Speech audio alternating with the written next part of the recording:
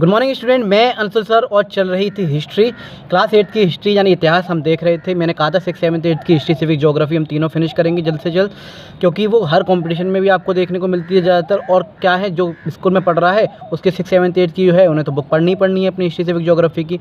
तो मैंने कहा था इतिहास बहुत से लोगों को बोरिंग लगता है, इस चीज़ को सोच के पढ़ें आप हिस्ट्री को, कि हम जो है अपने भारत इंडिया के बारे में हम सीख रहे हैं कि आज हम जो आज़ादी से घूम रहे हैं, कुछ भी कर सकते हैं, जो डेमोक्रेटिक है, ठीक है, कैसे रूल्स वगैरह बनाए गए हैं, कैसे संविधान बनाए गए हैं, कैसे हम किसी भी चीज़ की कंप्लेन कर सकते हैं। तो ये सारी चीज़ें कैसे हुई, कैसे हमें फ्रीडम मिली, क्या क्या चीज़ झेली है, कितने सारे स्ट्रगल हुए, कितने सारे फ्रीडम फाइटर्स ने क्या क्या किया है। तो ये सारी चीज़ें हमें पता होनी चाहिए कि कैसे अंग्रेज आए, कैसे मुग़ल शासन रहा, ये सारी चीज़ कब कब क्या क्या रहा, तब जाके हम जो आज इस स्थिति में हैं, हम जो फ्री हैं। ठीक है, हम कुछ भी बोल सकते हैं, कुछ भी कर सकते हैं, उसके भी कुछ क्राइटेरिया, ये भी नहीं कुछ भी करने का मतलब कुछ भी कर सकते हैं, उसका भी एक क्राइटेरिया है। ठीक है, कुछ रूल्स बनाए गए हैं। तो सोशल स्टडीज़ का आज हम करने जा रहे हैं चैप्टर 3। जैसे कि मैंने कहा था, हर चैप्टर को हम 2-2 पार्ट में देखेंगे, क्योंकि चैप्टर बहुत बड़े बड़े हैं। डिटेल में पढ़ेंगे आराम से, ताकि कहीं से भी कोई भी क्वेश्चन पूछा जाए तो आप आराम से जो है लगा पाएँ। NCERT बेस है, प्राइवेट बुक्स में भी यही चैप्टर है, बस ये एक ही चैप्टर को 2-2-3 पार्ट में डिवाइड कर दिया है। यहाँ 7-8 चैप्टर को आपको 10-10, 12-12 चैप्टर देखने को मिलेगा, तो आप परेशान ना होइए। मैं अंशु सर, माई टीचर के नाम से हमारा यूट्यूब पर चैनल है, @myteacher अंशु सर के नाम से आप यूट्यूब पर सर्च कर सकते हैं। यहाँ डिफरेंट टाइप के सब्जेक्ट, डिफरेंट टाइप की क्लासेस आपको देखने को मिलती हैं। तो मेरा एक एम है, मैं हर घर तक फ्री ऑफ कॉस्ट नॉलेज पहुँचाना चाहता हूँ, कोशिश कर रहा हूँ हर घर तक जितना भी मेरे पास मटेरियल है, जितनी भी मेरे पास नॉलेज है, वो आप सब लोगों तक जो है फ्री ऑफ कॉस्ट पहुँचे। प्लेलिस्ट बनी हुई है हिस्ट्री की, आप आराम से देख सकते हैं। सोशल स्टडीज़ क्लास 8 का हिस्ट्री का चैप्टर है 3, रूलिंग द कंट्री साइड, ग्रामीण क्षेत्र पर शासन चलाना। तो चलिए करते हैं स्टार्ट। तो चैप्टर की शुरुआत जो होती है वो होती है एक फिगर से, जिसमें ये दिखाया गया है कि कैसे एक मुग़ल शासन जो है अंग्रेज़ों को जो है ये इजाज़त पत्र दे रहा है, दीवानी उनके नाम कर रहा है। ठीक है, और दीवानी वगैरह क्या होती है उस चैप्टर में हम पढ़ चुके हैं। तो कैसे रूल्स और रेगुलेशन बनाए गए, कैसे दीवानी बनाई गई जगह जगह पे, कैसे रीजनल स्टेट्स बनाई गई। ठीक है, कि हर जो स्टेट होगी वो अब जो है जितनी भी रियासतें होंगी वो क्या है, कंट्री, वो जो है ईस्ट इंडिया कंपनी की क्या होंगी, अधीन होंगी। तो दीवानी वो एक ऐसे दीवानी होती है, एक ऐसा ऑफिस होता है या जितना भी एरिया आता है उन सबसे जो इनकम टैक्स जो वसूल किया जाता है ना, वो दीवानी के ज़रिए होता है। ठीक है, हमारे शहरों में भी दीवानी वगैरह होती है, या इनकम टैक्स वगैरह जो क्या होता है सबमिट होता है, तो वो अब जो उनके अंडर में हुआ करेगा। यहाँ से शुरुआत करते हैं इस चैप्टर की। तो Robert Clive accepting the Diwani of Bengal, Bihar और Orissa from the Mughal ruler in 1765। 1765 में रॉबर्ट क्लाइव मुगल बादशाह से बिहार और उड़ीसा की दीवानी ग्रहण करते हुए। अब जिस तरह से इमेज आपको दिखाई दे रही है, ठीक है, यहाँ के मुग़ल बादशाह इतनी प्यार से तो इन्हें इजाज़त पत्र नहीं दे रहे होंगे, है ना। तो कुछ ना कुछ इसके पीछे, इमेज के पीछे कुछ ना कुछ लोचा है, तो उसके बारे में समझते हैं। घटना का इस ऐतिहासिक संदर्भ समझें। बाइलिंगुअल क्लास है, हिंदी इंग्लिश आराम से किसी भी मीडियम का बच्चा हो आराम से जो एंजॉय कीजिए। साल है 1765, स्थान है इलाहाबाद, और मुख्य पात्र कौन कौन है इसमें, रॉबर्ट क्लाइव और वहाँ के जो मुग़ल सम्राट थे शाह आलम द्वितीय, जो मुग़ल सम्राट थे। दीवानी क्या होती है जी, जिसको नहीं पता वो समझ लीजिए। दीवानी का अर्थ या फिर मतलब होता है किसी क्षेत्र जो एरिया होता है उसका जो राजस्व, जो टैक्स जो होता है वसूल करना, जो प्रशासनिक अधिकार, यानी वहाँ की आमदनी जो कर जो अब कंपनी वसूला करेगी। पहले जो मुग़ल शासन के जो मुग़ल वो होते थे वो जो वसूलते थे, लेकिन अब बहुत सारे मुग़ल जो है थे, बहुत से राजा महाराजा हारने लग गए थे अंग्रेज़ों से, बहुत सारे उनके अधीन हो गए थे, बहुत से खरीद लिए गए थे। उनके एक इनकम बनाई थी कि हम साल में इतने आपको दे दिया करेंगे, बाकी सब आप हमको दो, हम आपको सिक्योरिटी देंगे। मतलब बाहर की आई हुई कंपनी हमको सिक्योरिटी दे रही है और राजा महाराजा मान रहे हैं, क्यों, क्योंकि कुछ लालच के लिए बनना है। और उनका जो अब दबदबा इतना बैठ गया, इतना बन गया था अंग्रेज़ों का, कि वो अब किसी पर भी क्या है आराम से दबाव कर सकते थे, बना सकते थे। घटना का विवरण अगर इस चित्र के बारे में हम समझें, 1764 में बक्सर की लड़ाई के बाद, बक्सर में जो लड़ाई हुई थी उसके बाद ईस्ट इंडिया कंपनी मुग़ल सम्राट शाह आलम द्वितीय और अवध के नवाब शुजाउद्दौला जो थे वो भी हार गए थे। मीर कासिम को भी उन्होंने हरा दिया था, क्योंकि शुजाउद्दौला के बाद मीर कासिम बना, मीर कासिम को भी उन्होंने नहीं रहने दिया और संयुक्त सेना को हराया। इसके बाद 1765 में इलाहाबाद में एक संधि हुई, और संधि में ये कहा गया कि इस संधि के तहत मुग़ल बादशाह आलम द्वितीय ने रॉबर्ट क्लाइव जो थे उनको ये कहा गया कि बिहार और उड़ीसा और बंगाल की जो, तो संधि ये हुई कि वहाँ की जो दीवानी है अब हमारे अंडर रहेगी, वहाँ का जो इनकम टैक्स जो भी टैक्स वगैरह वसूला जाएगा वो हम वसूलेंगे, इसके बदले हम तुम्हें जिंदा छोड़ रहे हैं और इसके बदले हम साल में कुछ ना कुछ तुम्हें रकम जो है दे दिया करेंगे। ऑन 12 अगस्त 1765 में the Mughal empire appointed the East India company as diwan of Bengal. 12 अगस्त 1765 में मुगल बादशाह ने ईस्ट इंडिया कंपनी को बंगाल का दीवान नियुक्त किया गया। आराम से तो किया नहीं गया होगा क्या आइए और ये लीजिए जी आप आज से दीवानी संभालिए, नहीं।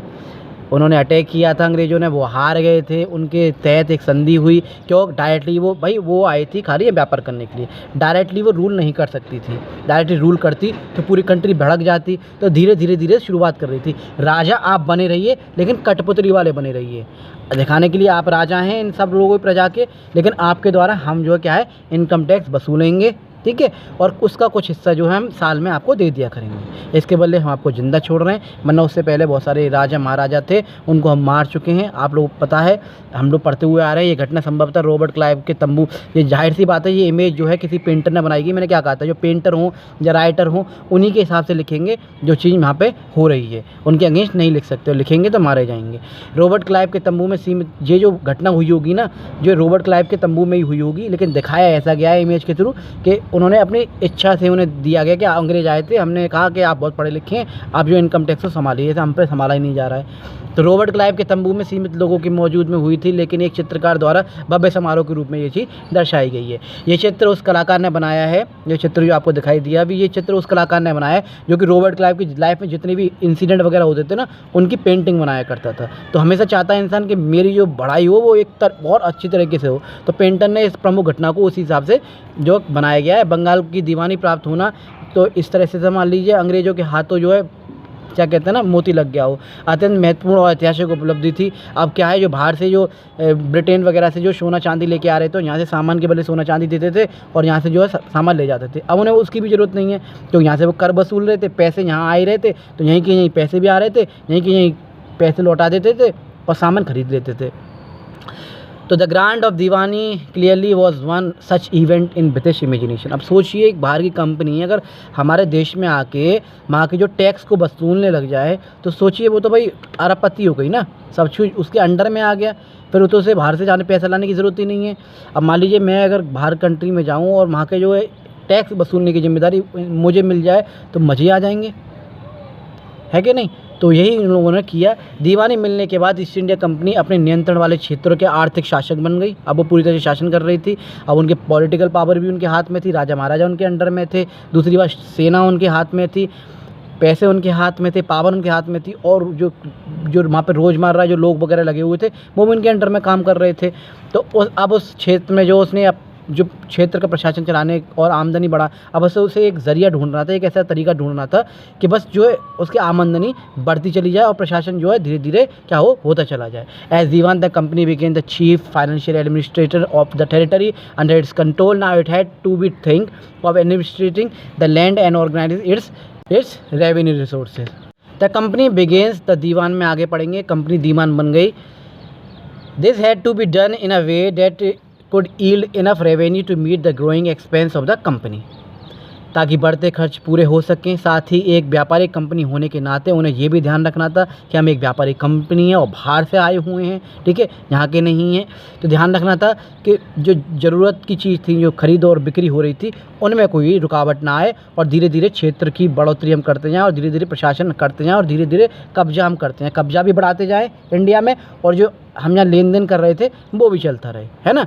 कहीं ऐसा ना हो कि जो है कब्जा बढ़ाने के चक्कर में, एरिया बढ़ाने के चक्कर में हम लेन देन भूल जाएं, व्यापार करना रह जाए हमारा, तो वो भी चलता रहे और ये भी चलता रहे साथ साथ। Over the year the company also learn that it had move with some questions wing and the iron power in needed to pacify who is in the past had rule the country side. अब उन्हें ये पता चल गया था कि बहुत से राजा महाराजा, बहुत से तालुकार, बहुत से ज़मींदार, बहुत से लोग ऐसे हैं जिनकी जान पहचान बहुत अच्छी है, जिनकी जो है यहाँ चलती बहुत है ना, जिनके मान सम्मान बहुत है यहाँ पर, तो उनसे लड़ाई झगड़ा नहीं कर सकते और ना ही उन्हें जो है हटा ही सकते परमानेंट। तो उनसे संधि करके कैसे भी उनको लालच वगैरह दे के, ठीक है, उनके कैसे भी क्या कहते हैं ना, उनके तलवे वगैरह चाट के कैसे भी करके उन्हें अपने अंडर में रहें, उन्हें प्रसन्न बनाए रखें ताकि वो हमारे अगेंस्ट ना जाए। जैसे कि और राजा महाराजा गए थे, ठीक है, फिर उन्हें वेट करना पड़ा था कि कब वो मरें और फिर हम जो है क्या करें, उनके क्षेत्र पर कब्जा करें। तो वही चीज़ समय के साथ ईस्ट इंडिया कंपनी को ये एहसास हुआ कि भारत में शासन करने के लिए, अगर भारत में आपको शासन करना है तो बेहद सावधानी से काम करना होगा, क्योंकि वह एक भारी शक्ति थी, बाहर से आई हुई कंपनी थी, ठीक है। इसलिए उसे उन्हें स्थानीय शासकों और प्रभावशाली लोगों को शांत रखना पड़ा और पहले से गाँवों और देहातों में सत्ता रह चुके थे, उनको जो है समाज में क्या उनकी थोड़ी सी क्या है रेस्पेक्ट थी, उनको जो है क्या खुश रखते थे ताकि वो हमारे अगेंस्ट ना जाए। Those who had held local power had to be and controlled, but they could not be entirely eliminated। Company ने उन्हें पूरी तरह समाप्त करने की बजाय नियंत्रित करने की रणनीति अपनाई।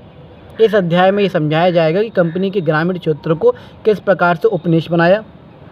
इस पूरे चैप्टर में, चैप्टर 3 में हम ये पढ़ेंगे कि किस तरह से वो ईस्ट साइड में आई थी और धीरे धीरे उसमें गाँव में जहाँ जाके कैसे कब्जा किया और मन चाही जो है अपनी जो फसल वहाँ उगवाई, मन चाही जो चीज़ें वहाँ से जो क्या की ले के दूसरी जगह लेके जो ब्रिटेन जाके बेची, कैसे जुटाए लोगों के अधिकार कैसे तैयार किए गए और कंपनी मर्जी से अपनी फसल उगाई कैसे जो फसलें जो उगवाया करती थी।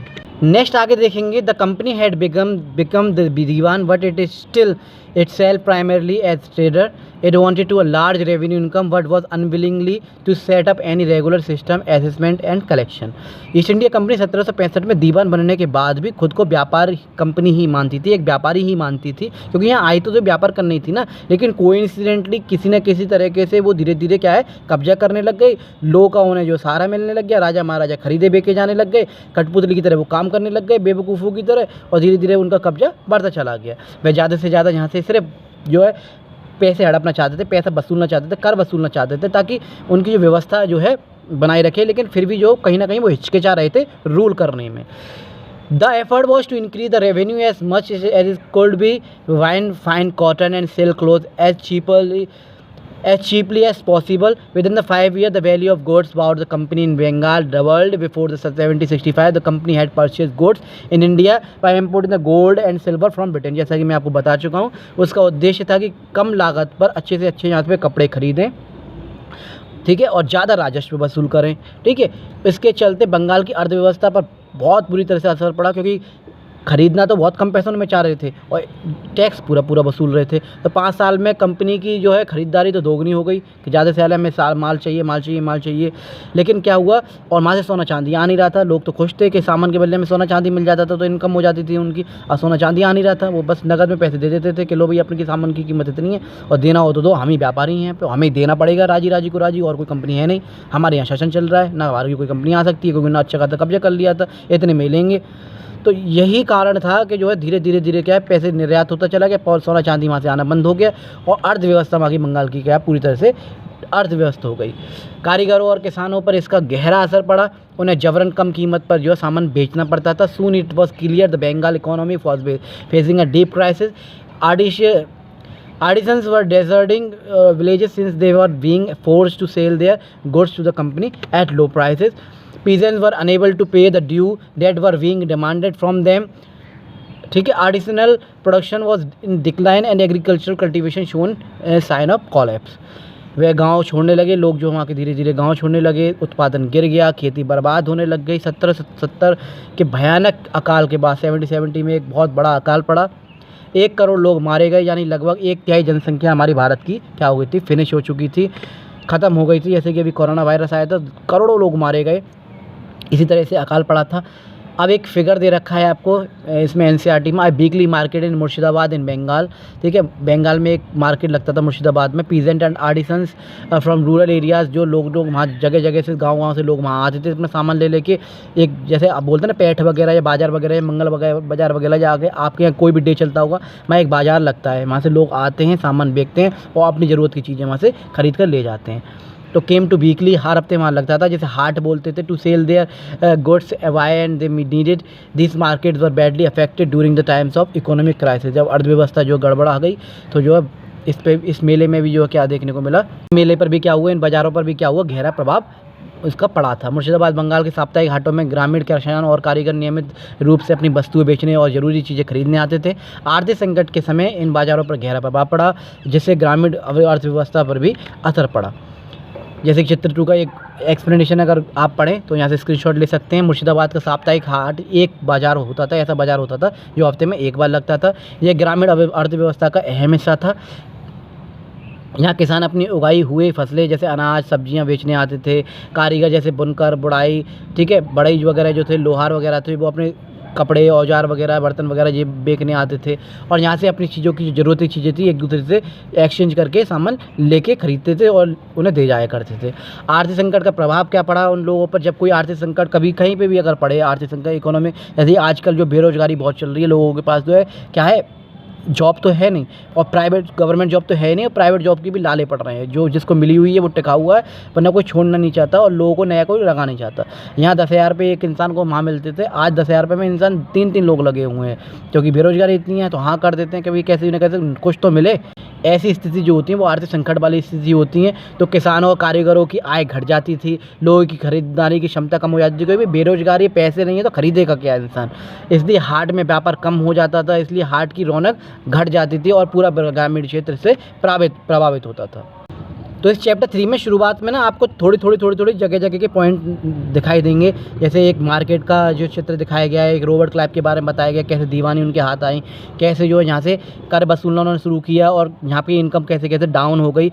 फिर उन्हें ये लगा, अब आगे पढ़ेंगे, if the economic was in ruins, could the company be certain of its revenue income? Most company officially begin to feel that the investment in land had to be encouraged and agriculture had to be improved. अब the need to be improve agriculture, खेती में सुधार की ज़रूरत है। यहाँ आप देखेंगे एक नया पॉइंट इसमें आता है इस चैप्टर में। जब अर्थव्यवस्था संकट में थी तब ईस्ट इंडिया कंपनी को राजस्व की स्थिरता को लेकर चिंता हो था कि जो भाई आर्थिक स्थिति तो बहुत गड़बड़ हो रही है, लोग जो है रेवेन्यू नहीं दे पा रहे हैं, टैक्स वसूल दे नहीं पा रहे हैं। तो अधिकारियों को लगा कि खेती जो करवानी चाहिए इन लोगों से ज़्यादा से ज़्यादा, ताकि इनमें बेनिफिट हो और ये जो है अच्छी तरह से हमें क्या दे पाएँ, टैक्स दे पाएँ। और साथ के साथ उन्होंने कहा टैक्स जो है स्थायी रखिए, फिक्स रख दीजिए कि इतना टैक्स हम इनसे वसूल करेंगे, अपने मनमानी मत कीजिए। तो उन लोगों ने, अधिकारियों ने कहा, अंततः 1793 में स्थायी बंदोबस्त जो है किया गया, लागू किया गया। इसके तहत राजाओं और जो वहाँ के जो तालुकार थे, जो ज़मींदार वगैरह होते थे, उनको कहा गया कि किसान, उनको जो जिम्मेदारी दी गई कि किसानों से जो क्या करें, कर वसूलें और हम पे जो है हमें जो दें। उसके साथ साथ उन्हें ये भी लगा कि जो वहाँ की जो लैंड है उनमें थोड़ा सा निवेश ज़रूरी है, तो टैक्स को थोड़ा कम रखें ताकि वहाँ के जो किसान वगैरह हैं ज़मीन में अच्छी तरह से पैसे लगा सकें और वहाँ की जो क्रॉप है वो अच्छी तरह से हो, ताकि उन्हें वो बेचें। तो उन्हें जब वो बेचें तो क्या है, उन्हें फ़ायदा हो उससे। लेकिन क्या है ना, सोचते कुछ है, होता कुछ और है। They were asked to collect rent from the peasant and pay revenue to the company. The amount to be paid was fix permanently, that is it was not to be increase ever in future. ये कहा गया कि एक fix permanent जो है tax रखा जाएगा, amount आपको पे करना पड़ेगा और फ्यूचर में जो है क्या है, इसमें कोई भी बढ़ोतरी नहीं की जाएगी। ठीक है जी। Since the revenue demand of the state would not be increase, the zamindar would be benefit from the increase of production of the land. अब हुआ क्या, ये राशि स्थायी रूप से तय थी, यानी भविष्य में इस पैसे में बढ़ोतरी नहीं होगी। जो टैक्स जो कहा गया कि ये एक ज़मींदार इतना टैक्स हमें देगा। ठीक है जी। अंग्रेज़ों की जो उम्मीद थी कि इससे कंपनी को नियमित राजस्व मिलेगा और ज़मींदार खेती में सुधार हेतु निवेश करेंगे, कि इससे ये क्या होगा, ज़मींदार जो जिनकी ज़मीन वगैरह जो है वो अच्छी तरह से क्रॉप प्रोडक्ट करेंगे। ठीक है, क्रॉप का प्रोडक्शन करेंगे और जो ज़मीन वगैरह होगा वहाँ पैसे लगाएंगे ताकि लैंड की फर्टिलिटी बड़ी जो है बनी रहे, बरकरार रहे, और इससे जो उन्हें भी लाभ होगा और जो कंपनी को भी लाभ होगा। लेकिन क्या हुआ, स्थायी बंदोबस्त में तो उनका पैसे फिक्स हो गया था कि ज़मींदार जो इतना पैसा हमें देगा, है ना, ऐसे जो तालुकार थे वो हमें इतने पैसे देंगे। लेकिन ज़मींदार क्या करते थे, किसानों की बहुत बड़ी ज़मीन ले लेके क्या कहते हैं, उन्हें बट्टे वगैरह पे उठाया करते थे और क्या उससे अच्छा खासा पैसा कमाते थे, लेकिन लैंड में उन पैसों को नहीं लगाते थे। और क्या है, उनको जो है जो पैसे होते थे, जो टैक्स तो वही फिक्स है, उनको जो दे दिया करते थे अंग्रेज़ों को, और ज़मींदार जो मज़े से आराम से जो क्या कर रहे थे, अपनी लाइफ गुजार रहे थे। पिस कौन रहा था, किसान। तो किसानों की क्या है, वो डेली बेसिस पे पैसे दे दिया करते थे, ज़मींदार वगैरह होते थे। तो स्थायी बंदोबस्त ने कई समस्या पैदा की। कंपनी के तय किए गए अधिक राजस्व के कारण ज़मींदार ज़मीन की हालत सुधारने में पैसा नहीं लगा रहे थे। जो ज़मींदार समय पर राजस्व नहीं चुका पाते थे, जो ज़मींदार समय पर पैसा ज़्यादा, क्योंकि जो ज़मींदार राजस्व पर पैसा नहीं चुका पाते थे, उनकी ज़मींदार छीन ली जाती थी और नीलाम कर दी जाती थी। Anyone who failed to pay the revenue lost his zamindari. Numerous zamindars were sold off auction organised by the company. तो ज़मींदार इसलिए भी पैसा ज़्यादा उसमें नहीं लगा रहे थे, वो क्या कर रहे थे, ज़्यादा से ज़्यादा किसानों से अपनी जो कि खेती ले लेते थे, बट्टे पर उठा देते थे, और उनको तो एक सफिशिएंट पैसा देना था कि भाई ये इतना पैसा देना है, और बाकी से मज़े से जो क्या कर रहे थे, अपना जो है पैसे बचा रहे थे। By the first decade of the 19th century, the situation changed. The prices in the market rose and cultivation slowly expanded. This meant in the end increase the income of the zamindar but no gain for the company since it could not be increase the revenue demand that has been fixed permanently. 19वीं सदी के पहले दशक और खेती के विस्तार को होने लगा और बाज़ार की कीमतें बढ़ी, जिससे ज़मींदारों की आमदनी तो बढ़ गई, ठीक है, क्रॉप्स के पैसे भी बढ़े, सब चीज़ बढ़ी, उससे उनकी इनकम भी होने लग गई। उनका तो बढ़ गया, लेकिन इनकम तो उनका तो टैक्स फिक्स था, उन्हें तो उतना ही देना था। वहाँ तो क्रॉप में भी प्रोडक्शन बढ़ा, क्रॉप प्रोडक्शन के साथ साथ क्रॉप की जो कीमत भी बढ़ी, तो उनके तो पैसे बढ़ गए, लेकिन क्या ईस्ट इंडिया कंपनी को क्या है, तो टैक्स उतना ही देना था। तो क्योंकि उसने पहले से ही स्थायी रूप से राजस्व तय कर दिया था, तो उन्हें क्या कोई भी बेनिफिट नहीं हो रहा था। ज़मींदारों को ज़मीन की बेहतरी और कोई जिम्मेदारी में दिलचस्पी नहीं थी। उन्हें सिर्फ क्या है, कैसे भी करके फसल उगाओ। कम पैसा लगा रहे थे, लैंड की फर्टिलिटी गई तेल लगाने, ठीक है, क्योंकि वे बिना निवेश के आमदनी कमाने लगे थे। वहीं किसानों के लिए ये जो हो रहा था बहुत रिस्क ऑफ इन्वेस्टमेंट था, बहुत जो है क्या है दमनकारी था। तो even the zamindar did not have an interest to improve the land quality. Some had lost their lands in the earlier 80s of the settlement of the other. Now there is a possibility of earning without the trouble of risk investment. On the other hand, in the village, the cultivator found the system extremely oppressive. The rent he paid the zamindar was high and his right of the land was insecure.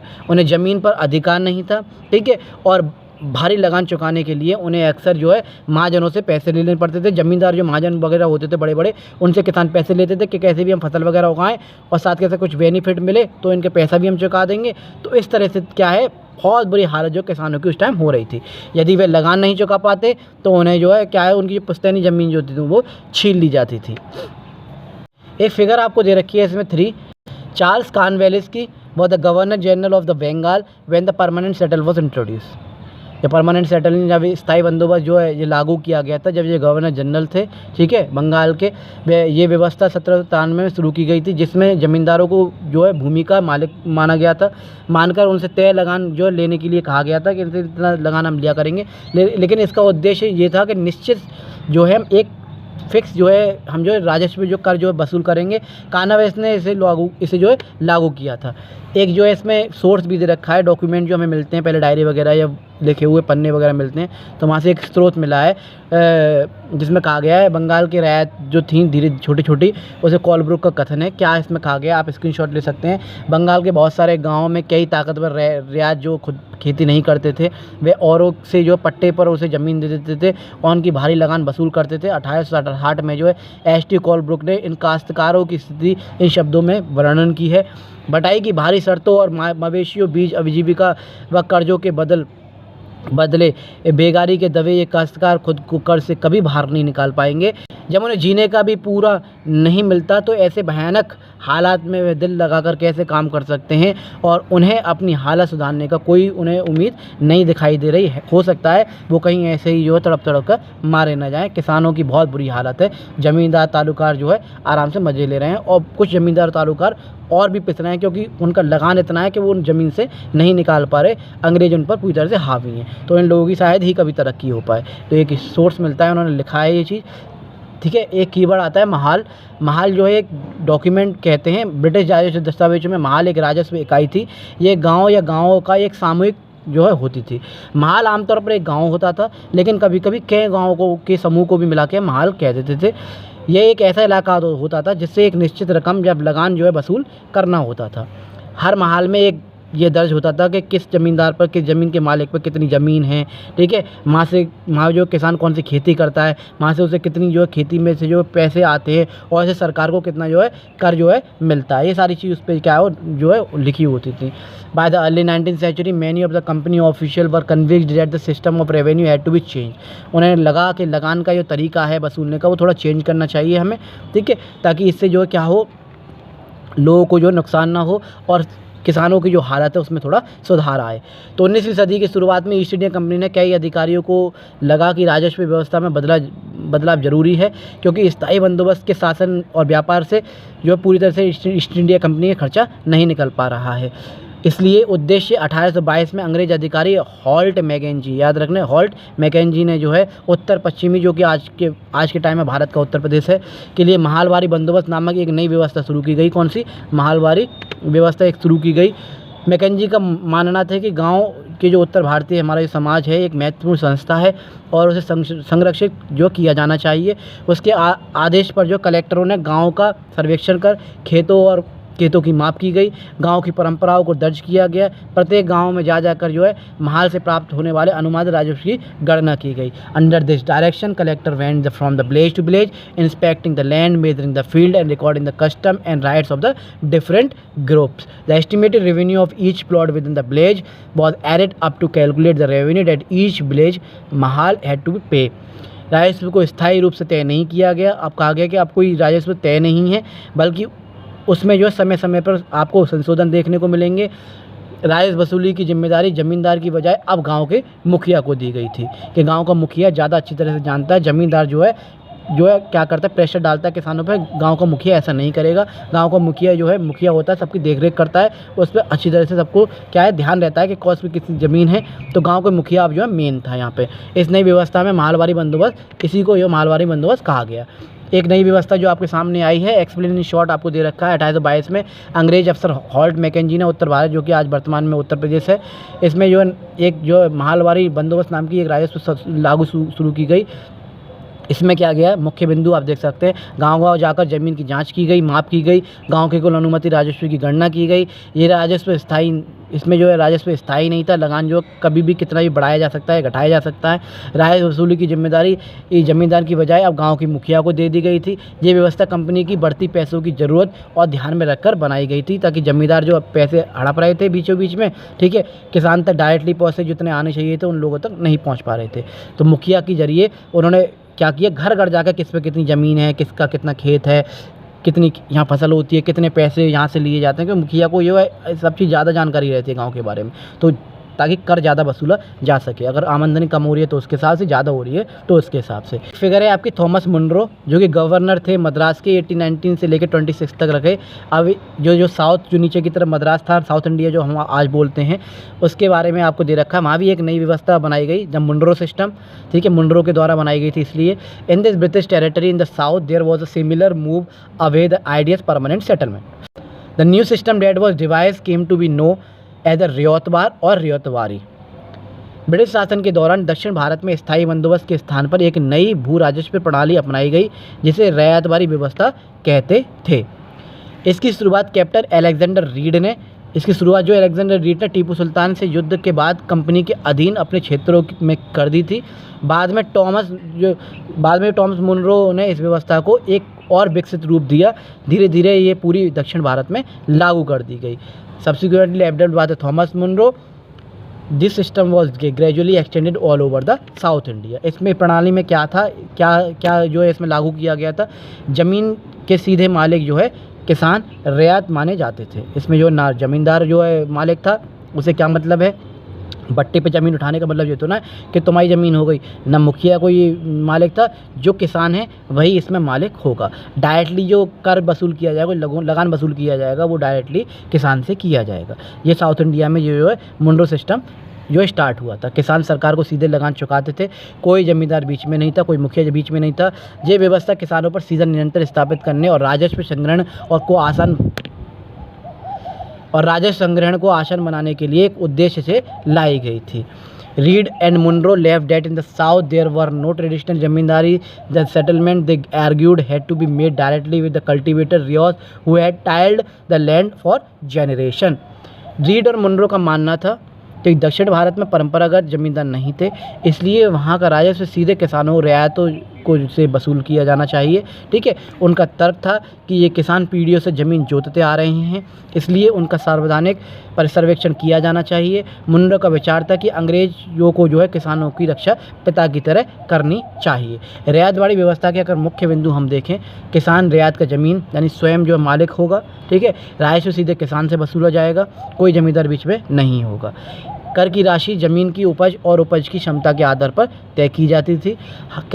कर हर साल जो है तय किया जाता था कि इस साल जो है कितना दिया जाएगा और कितना नहीं लिया जाएगा। नई राजस्व व्यवस्थाओं को लागू होने के कुछ ही समय के बाद कई सारी समस्या उभरने लगी। ज़्यादा आमदनी की लालच में अधिकारियों ने बहुत अधिक कर राजस्व तय कर दिया था। इतना जो है लगान उन्होंने कह दिया था कितना चाहिए, जो कि किसान नहीं दे पा रहे थे, उसका भुगतान नहीं कर पा रहे थे। किसान जो अपनी ज़मीन छोड़ के, गांव छोड़ के जो है भाग रहे थे वहाँ से, गांव वीरान होने लगे। अधिकारियों को उम्मीद थी कि ये व्यवस्था शायद सब कुछ ठीक कर दे, कि लेकिन ऐसा भी नहीं हुआ। तो ये था आपका चैप्टर, कैसे जो ईस्ट साइड की बंगाल उड़ीसा की जो है दीवानी उनके हाथ में आ गई कि धीरे धीरे यहाँ से उन्होंने क्या किया, यहीं के यहीं पैसों से जो स्टार्ट करते थे, यहीं से यहीं पैसे लेते थे और यहीं के यहीं सामान खरीदते थे पैसों से, बाहर से सोना चांदी लाना बंद हो गया। तो यहाँ की अर्थव्यवस्था धीरे धीरे क्या हो गई, ख़राब हो गई। फिर उन्होंने कहा क्यों ना यहाँ पे एग्रीकल्चर वगैरह शुरू की जाए।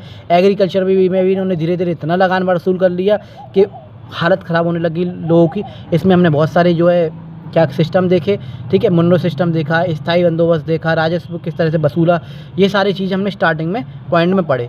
अब हम जो है आधा चैप्टर हो चुका है, आधा चैप्टर हम शुरू करेंगे कि किस तरह से जो बाहर जो फसलें हुआ करती थी, ठीक है, यूरोप वगैरह में, उन लोगों को लगा कि क्यों ना ये फसलें यहाँ कराई जाए, ठीक है, ताकि यहीं की यहीं जो है बहुत सारा पैसा कमाया जा सके। तो ये था हाफ जो है पार्ट हो गया इसका, हाफ देखेंगे नेक्स्ट वीडियो में। आई होप आप लोगों को वीडियो अच्छी लगी होगी, ठीक है। तो मैं अंशु सर फिर मिलता हूँ नई वीडियो के साथ, नए कंसेप्ट के साथ। तब तक के लिए जय हिंद, जय भारत।